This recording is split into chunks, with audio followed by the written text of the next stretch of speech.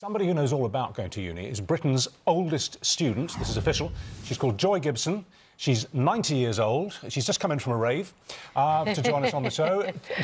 Joy, you've done a fair few degrees in your time, haven't you? In fact, you did your higher school certificate air raid shelter. Is that right? That's so. It's the time of the doodlebugs and the rockets. So we went into school, went into the air raid shelter, did the exams, went home and slept in an air raid shelter. How extraordinary. Wow. So you remember the doodlebugs and the rockets coming in, do you? Oh, yes, yes. I was 12 when the war started. I was 18 when it finished, and that's why I didn't go to university from school, because all the places went to ex-service people. Right. So what was the point then when you thought, I've got unfinished business now with studying, I want to go back and do my degree? What made you do that, and how old were you? Well, I think it was my mother who suggested I did an Open University degree. And I thought, well, why not? And I did the foundation course, and then I was offered a place at a university. So I thought, why not again? And I managed to work and do my BA degree. I wrote 2 books while I was doing it, and it just all fell into place. And then I decided to do an MA at Sussex, and that was great, and I loved it. And then I had my mother died, and I moved, and I had a slight time off. And suddenly I thought I'd like to come up to the Shakespeare Institute at Stratford and do some serious Shakespeare studies. And I did an MPhil on the Elizabethan boy player, which has been published as a book, Squeaking Cleopatras, which is standard work all over the world on the subject. You obviously had a very... And from then on, of course, I got addicted. So how old were you when you took your first degree?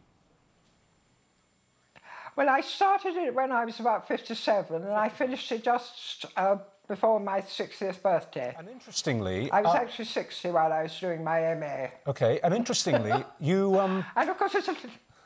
Interestingly, you actually don't think that getting a degree is that important. And what you would say to a lot of young people watching who perhaps have had bad results today for their A-levels is, don't worry, get into a vocation, get into work, go through that route.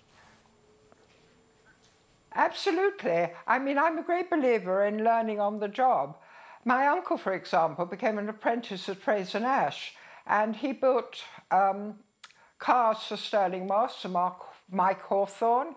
He was a racer himself. He went all over the world at racing machines. Never went to university and had a very successful career. And I learned on the job. You are remarkably young.